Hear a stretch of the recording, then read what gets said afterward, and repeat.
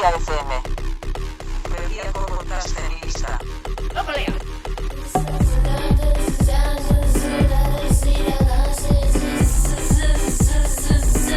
Berria FM.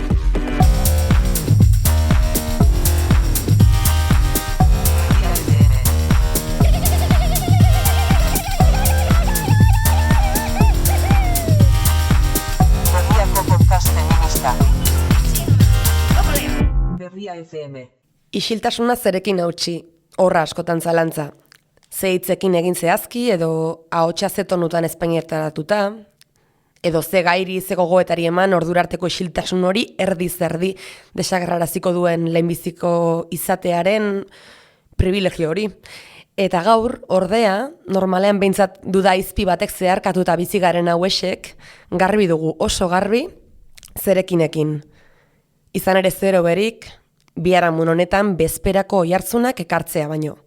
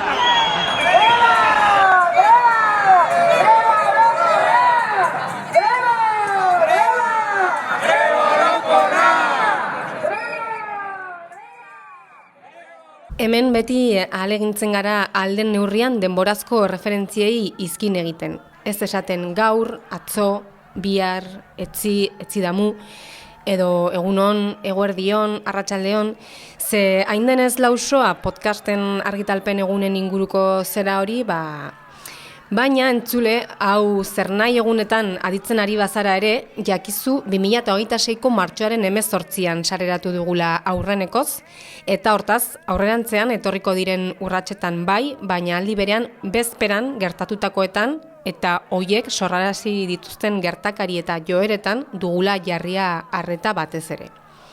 Greba orokorra izan baita Hego Euskal Herrian, martxoaren 17an, lanbide arteko gutxieneko soldata handitu dadila eskatzeko.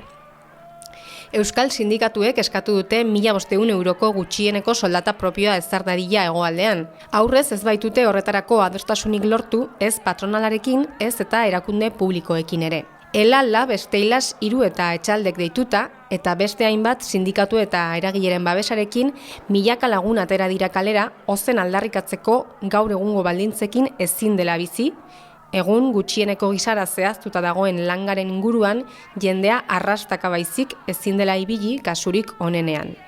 Bizitzeko gehiago behar dela. Aski dela, alegia.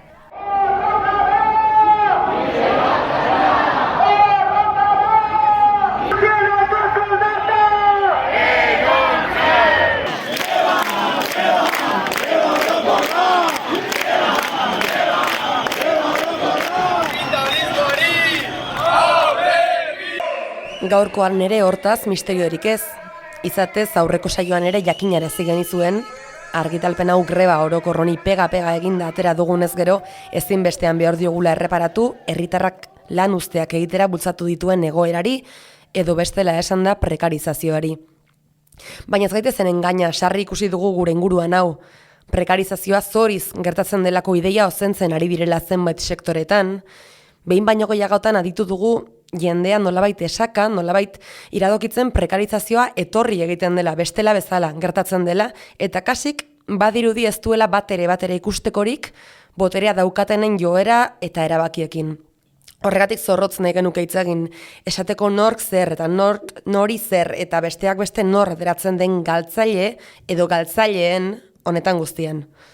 Bestela esan da, bilatuko dugu argi pixka bat, zurrunbilo honen erdian, eta aurreko saioan jada aitortu genuen nora joko genuen oraingoan ere horretarako. Talaia esan duzu, ala iruditu zait. Orain tokatzen zen aitorpena, bai, ze berriz ere talaia feministatik eginen dugu besteak beste, eta hoi denez ez dugu bakarrik eginen. Berria FM. Berriako podcasten gisa. Berria FM. Aurreko saioan azaldu genuen bezala, ikuspegi feministatik eta subiranistatik begiratuta 2025 urteak emandakoa aztertu dute talaia feministako kideek eta ateratako ondorioak txosten batean bildu dituzte. Zehazki 3 gai hauei erreparatu diete gehien: prekarizazio prozesuari, eskuinera lerratzeko prozesuari eta subiranotasunari. Eta gaurkoan lehenengoari erreparatuko diogu Berria FM-en, prekarizazioari, esan dugunez, konpainia honean. Izan ere, telefonoaren ariaren bestaldean dugu Maili Isasi, Lab sindikatuko idazkari feminista eta bizitzak erdigunean plataformako kidea. Ongi etorri Maili eta eskerrik asko. Eskerrik asko zuei, bai. Eta eskerrik asko gainera greba orokorraren bueltako egun hauetan gurekin izateagatik ez baitira egun lasaiak izanen sindikatuetako kideontzat, ez? Bai, hala da. Azken asteetako prozesua izaten ari da lurrikara bat, askotan diren bezala prozesu hauek, baina era berean ere bai indarrak biltzeko aukera bat, hori da. Bai, mereziko duelakoan. Tira, talaia feministaren dosier berria abiapuntu hartuko dugu gaurkoan, eta prekarizazioari eskinitako atalaren hasieran topatu dugun galdera bat ekarriko dugu ona, gaian murgiltzeko. Honela dio, krisiaren tamaina da berritasuna edo dimentsio ezberdineko krisi berri baten aurrean gaude. Eta akaso dagoeneko badago intuizio bat konfirmatzea, greba orokorrarekin deus bukatu ez den bezala, greba honen atarian ez zen deus hasi, kontrara, greba nahi bada kolpe bat da mahaian, horrela segitzea zaila bakarrik ez, bizitza eta bizitza proiektu askorentzat ezinezkoa ere badela jakiteak, ekarritako nekea eta amorrazioa protestarako tresna batera bideratzeko erabakimenak ekarri duen kolpe bat. Hala eta guztiz ere, gauzak noiz eta zehazki zergatik sorrarazten diren, eta grebaz ari naiz, esanguratsua da noski. Beraz, Maili, zer aldatu da azken aldian eta zer dago jokoan? Bai, guke gogoetatzen genuen, talaia unean, badagoela nolabait konstatazio bat bizitzeko baldintzak gogortzen ari direla, eta bizitzaren garestitzeaz baino gehiago bizitzaren prekarizazioaz. Hitz egin behar genuela, eta horrek esan nahi duela merkatua bizitzaren eremu guztietan, sartzen ari dela ikusten ari garela, neurririk eta mugarik gabe, 2008ko krisia baliatuz inposatu zizkiguten erreformek ahalbidetu dute, baino hori, ikusten ari garela gaur-gaurkoz funtsezkoak diren baliabideen garestitzeak, eta merkatuari inolako mugarik ez jartzeak gure bizitzetan dituen ondorioak, ikusten ari gara hori, alde batetik ez dagoela borondaterik ziurtatzeko eskubide minimo batzuk merkatuaren logikatik aterata eta herritarren beharrak interes ekonomikoen gainetik jarrita, eta ikusten ari gara, ondorio batzuk badituela, ezagunak badirenak, baino kolektibo ezberdinei modu ezberdinetan eragiten dieten pobrezia eta prekarietatea edatzen ari dela, eskuartze publikoaren murrizketa, atzera pausoak eskubidetan, eta beraztasuna gero eta gutxiagoren esku, gehiago metatzea. Eta nik esango nuke pizkat zenatoki guzti honetan aldatu dena badela, egoera muturre, gero eta murturrekoagoak bizitzen ari garela, edo banaketa hori, gero eta ageriak ogokoa, edo eta jende gehiagori ere egiten diola, baina badagoela ere bai, era berean Euskal Herrian, edo kasu honetan, ego Euskal Herrian, deitu den greba orokorraren adibidearekin nolabait badagoela erresistentziarako gaitasun bat ere bai, ez? Eta borrokatzen adierazpen bat ere bai, ez? Nola borrokatzeko prest gauden prekarizazio prozesuari ere bai mugak jartzeko eta greba orokorra bada adibide argi bat, baino era berean pentsio duinen aldeko herri ekimen legegilea ere bai, grebaren aurretik erregistratu eta instituzioetatik errefusatu zena ere bada beste bat, edo izan daitezke ere bai, ez? Zerbitzu publikoen defentsan, zaintza sistema publiko komunitarioaren aldeko defentsan eta bar aktibatzen diren borroka guzti horiek. Eta Maili, ikuspegi feminista funtsezkoa da, hala adierazi duzue baita ere talaiako kideek, inor ez uzteko errealitatearen gordintasunaren erakusle den argazki horretatik kanpo, eta baita egungo argazkia interpretatzeko ere. Hori ala, prekaritateak ze leku behar luke eztabaida eta agenda feministan? Bai, guk uste dugu nolabait, baduela, baino beharko lukeela ere, eta behar duela toki zentral bat izan, precisamente, testu inguruan, ez, bota ditugun gako horiengatik eta koiunturak eramaten gaituelako, ez, nolabait ongizate ereduaren likidazio prozesu batean gaudela, ez, esatera eta hau ez dela nolabait egoera koiuntural bat edo bihar ez pasatuko den egoera bat, osea kapitalismoak, merkatuak eta botere ekonomikoak zituen mugak nolabait ezerezean geratzen ari direla eta berrartu behar dugula edo baldintza materialen defentsa nolabait gero eta funtsezkoagoa nahi bada egiten dela, ez? Eta horregatik adieraztearena edo gogoetatzearena, ez? Nolabait lehen mailako borroka ere izan behar duela. Hala ere guk bai esaten genuen, ez? Ikuspegi feministatik baldintza hauen defentsa, ez? Baldintza materialen defentsa nahi bada, ulertu behar dela ere bai beste norabait begiratzen, ez? Edo hortzimuga beste nonbaiten kokatzen eta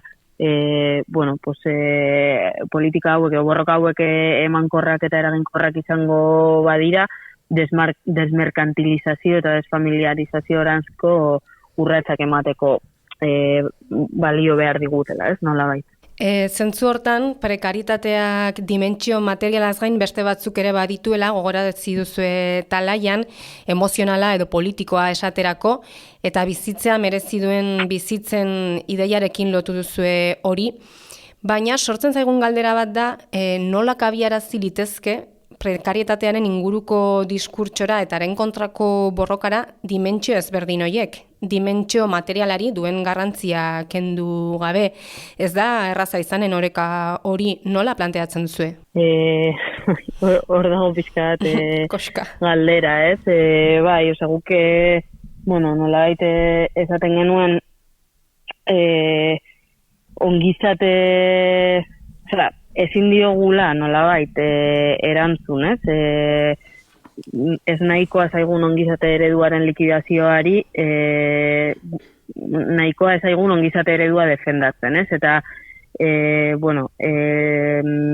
nolabait prekarietatearen, prekarietatea ulertzen baldin badugu, ez? Helen esan dugu, bizitzaren garestitzeaz baino gehiago, bizitzaren prekarizazioaz, ez? Hitz egin behar dugula, eta prekarizazioa ulertzeko modua ere bai, ez? Alde batetik, ulertzen dugula, prekarietatea dela, gaur egun nolabait sistemak daukan dominazio eredua edo dominazio modua, bezala ulertzea, ez? Eta hori dela nolabait, ikuspegi feministatik ere bai, beste toki batzuetatik, bizitzatik edo, ez, begiratzearena, osea, begiratzearena prekariedadea ere bai, ordaintzen ez diren lanetatik, etxe eta sukaldeetatik eta kaleetatik eta ez bakarrik, ez, lan zentro edo instituzioetatik, bueno, finean hori bizitzatik, ez? Eta, bueno, pues ulertzea ere bai, modu batean, borondate batetatik, bueno, okerren dauden sistema honek okerren egotera, ez, eramaten dituenen ikuspegitik, ez bakarrik elkartasun keinu batengatik, ez, edo karidade kutsu batetatik, baizik eta norantz goazen, ez, ikusteko badelako nolabait izpilu bat, ez, eta, bueno, pues ez hitz egitea prekariedadea ezari garenean, ez hitz egitea bakarrik bestez, baizik eta gu guztioz, nolabait.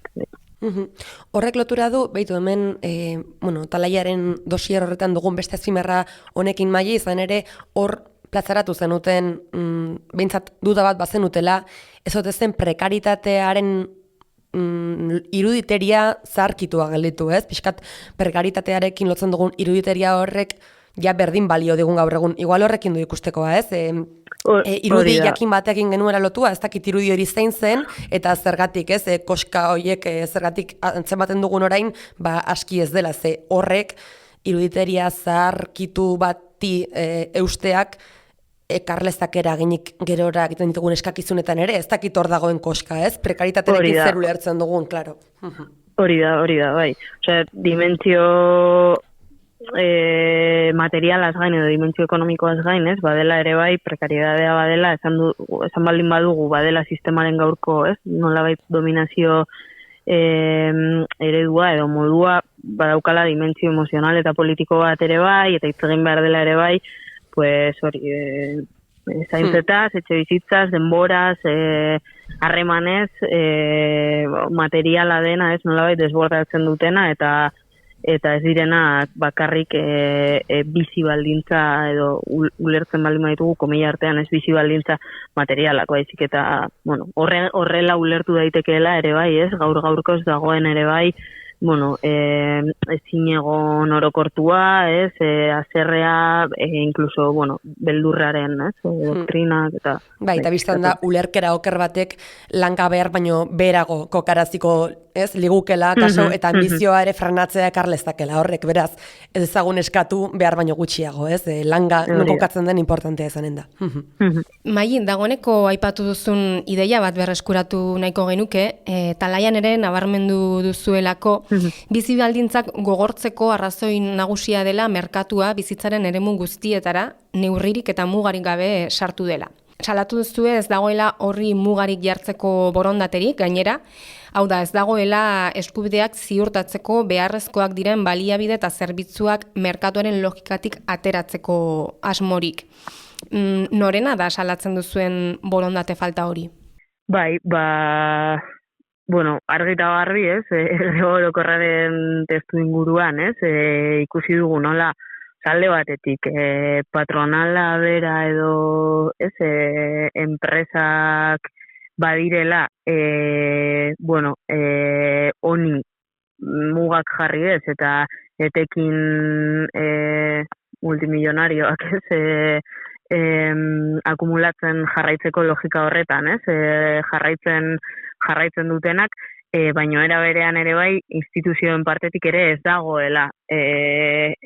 dagoela borondate politikorik, bueno, pues mugak jartzeko, ikusi dugu ere bai, hori ez, lanbidarteko gutxieneko soldataren aldarriarekin nola patronalak ez, bueno, eztabaidari edo mailan ezertzeari uko egiteaz gain, bueno, instituzioek ere bai, incluso tramitera onartzen ez, edo bueno, pues ardura guztiz bazterrera uzten dutela ez, eta, bueno, pues horri ere deitzen diogu, edo, bueno, izendatu nahi dugu baden eraso antidemokratiko bezala ez, oza, badagoela herritarren partetik gainera, oza, pues kasu honetan ez, milaka sinaduraren bilketaren bidez, bai pensionistek ILP-an egin zuten bezala, eta bai sindikatuetatik egin zen bezala, badagoela milak herritarren borondate bati ere bai como uko egitea. Eta orduan, gaur-gaurkoz ikusten dugu ez dagoela merkatuaren logikatik ateratzeko eta pertsonen, herritarren mesedera eskubideen defentsan jartzeko borondaterik, baina inkluso talaian bertan gogoetatzen genuen, nahi izango bagenu ere, aukera izango bagenu ere mundu honetan, badago aukerarik gaur-gaurkoz ez merkatuaren logikatik gobernatzeko zer da hori, guretzako zer dira askotan esaten dugun merezi duten bizitzak, ez? Eta pixkat horren inguruan ere bai hitz egin beharko genukeela. Greba eginda dagoeneko, baina beitu bereziki eman dit atentzioa greba egin aurrean, aurreko asteetan, eta hanemenka edatzen ikusi dudan kanpaina gitxako batek, ez? Grebarako motibo nagusia behintzat, motiboa aldarrikapen nagusia lanbide hartzeko gutxieneko soldata handitzea izanik, batzuk, edo irudipena hori dugu, batzuk zabaltzen saiatu diren mezua, ez alda izan soilik gutxi batzuen mesedetarako borroka batzela hau, zehatzago esan da batzuen eta ez besteen, edo ez denon greba izan dela hau, ez? Pixkat, hor kanpaina bat egon delako ustea baduzu, Maili? Bueno, nik esango nuke betiko kanpaina apur bat, ez? Osa, guk bai, grebaren lanketan eta bar, ez? Esaten genuen, nik asko gogoetatu dut ere bai honen inguruan, greba honek daukan alde batetik bertutetako bat eta kontrara ere bai arriskua izan daitekeena da oso aldarrikapen konkretua dela, ez? 1.500 euroko lanbide arteko gutxieneko soldata hemen erabakitzeko, ez? Aldarrikapena eraman dugu erdigunera eta alde batetik badauka bertute bat, oso helburu lorgarri, borondate politikoa baldin badago, zeozer oso lorgarria dena, ez garena eskatzen ari beste toki batzuetan, aplikatzen ez den lanbide arteko gutxieneko soldataren logika bat, kontua da, eskatzen ari garena da, hemengo bizi baldintzen arabera, erabaki dadin, hemen ze minimo bizitzeko ze minimo behar dugun, ez? Baino era berean ere bai, oso konkretua izanik ere, bada nolabait aldarrikapen bat, nolabait, como adierazten duena ere, badela borroka bat, pues precisamente sistema heteropatriarkal kapitalista eta racistak sortzen dituen arrakalen eta dominazio sistemen kontra doana, ez? Sistema kapitalistak pues, baztertzen dituen, hau da, lanbide arteko gutxieneko soldatatik bera kokatuta, ez? Sektore horien lanari ere bai nolabait balioa eta rekonozimendua emateaz eta eskubideak borrokatzea ari garela, nolabait badela, horrela nahi bada, ez? Justizia sozialeko ere bai aldarrikapen bat, dagoen dominazio sistemaren ondorioz, bazterrean kokatzen diren kide horien gana, eta izango litzatekela, nolabait, lanbide arteko gutxieneko soldata hemen erabakitzea eta igotzea, aparte de pertsona asko eta askorentzako bizi baldintzako betzeko zeozer, ariketa duintasun ariketa bat ere bai, nolabait herri bezala, bai. Bai, claro, beste gixara definitzen dituzten horiek dira gehien bat, eta gogora ekarriko dugun noski dira emakumeak, dira disidentziak, adibidez transak, adibidez boierak, dira migranteak, dira arrazializatuak, dira pensiodunak, esan gabe doa beste gixarako kokatu nahi dituzten horiek batez ere talde hori da, ez? Hori da. Bai, eta izan ere honekin lotuta, Maili, gutxieneko soldata, gutxieneko soldata baino lansari are apalagoa jasotzen dutenen artean, zenbat dira emakumeak edo subjektu disidenteak, baduzu daturik eskura? Bai, kalkulatu izan dugun horrela datua, bada, lanbide arteko gutxieneko soldataren azpitik dauden, pertsonetatik 67, direla emakumeak, eta, bueno, 3tik 2 nolabait emakumeak izango liratekela, eta kalkulatzen da, bueno, gutxi gora bera erdia, 150 inguru horretan pertsona migratu eta razializatuak direla, eta, bueno, asko ere bai gazteak, eta, bueno, hor kontua da, nik esan nahi nuke ere bai, klaro, hau hartzen dugula kontutan, nolabait, hitzarmenez regulatutako, ez? Nolabait lanbaldintzak dituztenen kasuan, baina nik esango nuke are eta handiagoa, ez? Dela irudi hau edo argazki hau kontutan hartuko bagenitu alde batetik kontraturik gabe egoera irregularrean lan egiten duten kide guztiak, edo inkluso greba feminista orokorrean esaten genuen bezala, zaintza lanak lan bezala, konsideratuko balira, claro, asko handiagoa izango litzateke, kopuru hau. Orduan hau da, bueno, nolabait ordainsari baten bidez, lan egiten duten kontratu bidez, pertsonen como egunekoa gutxi gorabera, baina bueno, hori, ez aiola inori eskapatzen zeintzuk diren justo hitzarmen horiek, direla garbiketako eraikinetako, garbiketako sektoreak, dira ostalaritza, dira telemarketinga edo, bueno, industrian adibidez ere bai, askotan jendeak pentsatzen duela inork ez duela kobratzen 1.500 euro azpitik, justo begiratzen baldin badiogu sektore feminizatuei direla normalean konserberak eta bar, hitzarmen guztiak daude 1.500 euro azpitik. Bai, ez dakigun guri ere eskapatu azpimarra hori, eta detaile bat da, baina hemen nuen justo zuri galdera plazaratzeko asmoa, bueno, datu bat aurkitu dugu, gaiari dokumentazioan aritu garela, eta behintzat 2023an, ez dakitoneko kerrera edo bere egin duen egia esan da, baina Hego Euskal Herrian lan hitzarmenik gabe jarduten zuten 4 langiletik 3 ziren emakumeak, edo disidentzia behintzat, bueno, gauzak aldatu badira ere, askorik ez aldatu izanen, hobera ez dut uste, beraz datua hortik, 4 langiletik 3, hitzarmenik gabeko 4 langiletik 3 emakumeak, beraz hortxe datua. Bai, zegoen datu bat ere bai, 2023ko grebaren testuinguruan, eta daukana lotura, lanbide-arteko gutxieneko soldatarekin ere bai, kalkulatu genuen, etxeko lanetara edo zaintza lanetara, emanak dauden, hau da, ordainsaririk gabe, baino lan bilaketa aktiboan ez dauden, osea, zaintza lanekin lan nahikoa daukatelako,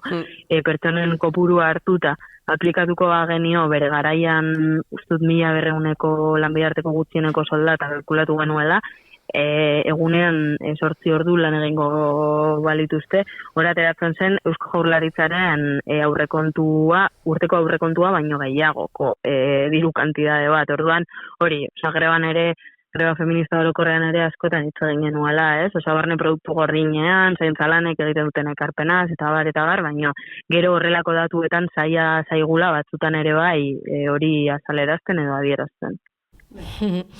Eta grebara daitu duzuen sindikatuek defendatu duzue hain justu ere gutxieneko soldata handitzeak zuzenean ekarriko lukeela soldata arrakala estutzea, txikitzea, komentatzen ari garen honengatik. Ze soldata arrakala noski errealitate bat badela badakigu, baita gurean ere, baina errealitate horri datu batzuk jarri nahiko genizkioke, eta datuen atzean dauden faktore eta arrazoiak izendatu ere bai.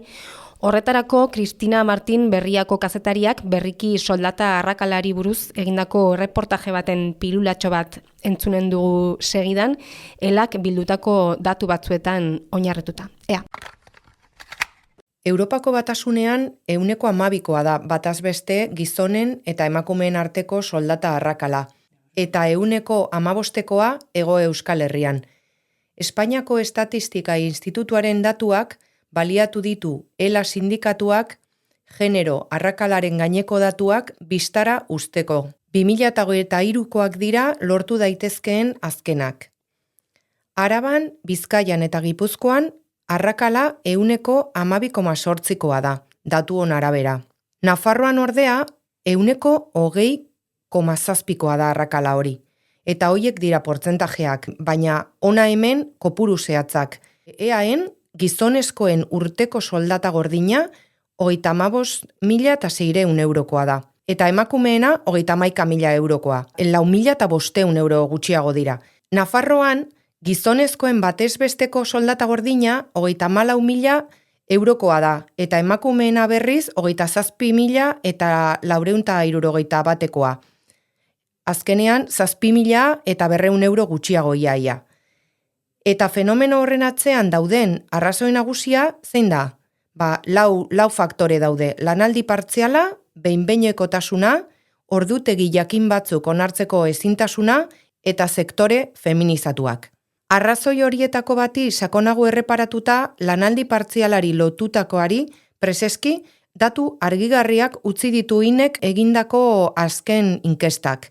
4 emakumetik batek lanaldi partziala du, 25,2. Gizonen kasuan ostera, 8,2 da portzentajea. Lanaldi partziala duten langileen orduko soldata aztertuta zera ikus daiteke. Lansari txikiagoa jasotzen dutela orduko, lanaldi osoa dutenekin alderatuta. Batez beste, orduko 20 euro jasotzen dute lanaldi osoan ari diren langileek, eta lanaldi partzialean ari direnek berriz 15 euro. Hortxe beste datu batzuk gehiago, aipatutakoak osatzeko Maili, baina esan bezala grebaren helburuetako bat ere bazen, arrakala hori txikitzea, ez? Bai, hori da guke, esaten duguna badela neurri estrategiko bat, ez? Soldata arrakala txikitzeko, askotan, ez? Eta esaten dugu, berdintasun politiken inguruan edo politika feministen inguruan hitz egitea prekarietatean dauden, ez? Emakumeen bizi baldintzak hobetuko dituen neurrien inguruan hitz egiten ez baldin badugu, nolabait antzua dela eta kontrara, ez? Horrelako neurriak hartu beharko liratezkela. Eta, era berean, milaka eta milaka, ez, emakume trans eta goieren bizi baldintzak hobetzea ekartzeaz gain, bai uste dugu, lehen esan bezala, ez, justizia sozialeko neurri bezala ere ulertzen ditugula, precisamente sexuaren araberako lan banaketarekin, ez, apurtzeko eta arrakala rasistari aurre egiteko neurri isolatu bezala ezin direlako ulertu, ez? Eta, jada sistemak berak eta jendarteak gurekin daukan zor patriarkal eta kolonialari ere buelta emateko, politika integralekin batera, ez? Aldarrikatzen jarraitu behar dugula, borroka etengabe horretan, eta bai, honek ekarriko lukela nolabait, askotan zoru itxaskorra, ez? Deitzen diogun hori altxatzeko eta naiz eta lanean egon pobrezia edo prekariedadean dauden emakume eta sektorei ere bai borrokatzeko, ez? Baldintza hobeak ematea nolabait, bai. Solasaldi honen ondarrean dagoeneko erredundantea ere badirudi, baina akaso komeni da garbi esatea, izan ere, greba orokorron hauek iragarteko kartel guztietan ez da ala agertu, baina orain bai estatu dezakegu, eta lehendik ere susmoa genuen noski, martxoaren 17ko greba orokor eta feminista izan dela, ez da? Izan ditugu urte hauetan guztietan atzetik ere horrelakoak, baina hau ere feminista. Bai, hori da. Eta gehituko nuke, ez? Greba, arrazoietaz gain ere bai, nolabait, azkenengo urteetan ari garela, nolabait, greba egiteko moduak ere, greba tresna bera ere, berpentsatzen, langile guztien eta ez bakarrik, ez? Enpresa konkretu batzuetan lan egiten duten langileen, baizik eta alik eta lana egiten duten, zaintza lanak ere ulertuta langile guztien eskura dagoen nolabait, tresna bat izateko eta modu batean ere bai gehien sistemak berak gehien kolpatzen dituen sujetuei protagonismoa edo erdigunea emateko ere bai saiakera bat izan dela nik uste dut greba bera. Ederki, Maili Sasi, labeko kidea, mila esker, gurekin egoteko tartetxo hau egiteagatik zurrunbilo honen erdian, badakigu greba honekin ez dela zer bukatzen, baina espero dezagun atxeden hartzeko tartetxo horren bat izanen duzula, eta dozein kasutan izanen dugu aukerarik hitz egiteko aurrerago ere. Bale, mila esker, zuei bai, tartea emateagatik. Eskerrik asko Maili, eta izanen gara, besarkada bat. Agur! Bai, bat. Berria FM. Berriako podcast telebista. Berria FM. Saio honen kaleratzearen data aipatu zabiatu gara gaurkoan, eta gure esan aurretik ere egutegiari egin nahi diogu aipamena, martxoa eta oroar udaberriaren hasiera egun seinalatuz betea izaten delako urtero, eta urtengoa ere hala iritsi da, baina hoi baino are nabarmenago akaso. Izan ere martxoaren 8 pasea dugu dagoeneko, emakumen nazioarteko eguna alegia, martxoaren 17 ere bai greba orokorra Hego Euskal Herrian, eta datozen egun eta asteetarako hauek ere baditugu apuntatuta, eta ari gara haiei iso. Besteak beste, arrazakeriaren kontrako eguna hilaren 21ean, 30ean aldiz etxeko eta zaintzako langileen eguna, eta martxoaren 31ean dugu trans ikusgaitasunarena. Eta izanen dira gehiago, noski, eta esan beharrik ez dago badirela aldarrikapenerako eta borrokarako 11 motibo, eta horretarako urteko 365 egunak daudela, bai, baina batzuk egutegian markatuta egotea ez dago gaizki, azpimarrak ematen baiti alako ikusgarritasun bat, gaur-gaurkoz beharrezkoa dena, eta guk ere gogora ekarri nahi izan ditugu. Eta orain bai, hau esan da, itxiko dugu, Uxue? Itxiko dugu urrengora arte, entzule, udaberri hasiera borrokalari on. Hori da, besarkada bat. Besarkada bat. Agur.